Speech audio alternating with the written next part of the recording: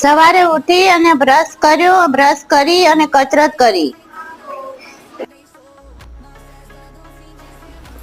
થોડી પગની કસરત કરી, થોડી કમરની કસરત કરી.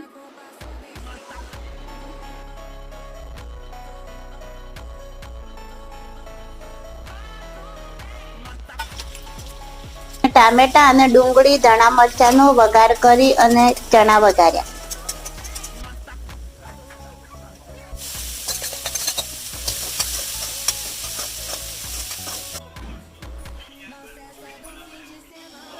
પછી થોડા બ્લોગ જોવા બેઠી. પછી કચરો વાળ્યો અને પોતું કર્યું અને કપડાં ધોવા બેઠી. પછી હું ગઈ મંદિરે દર્શન કરવા.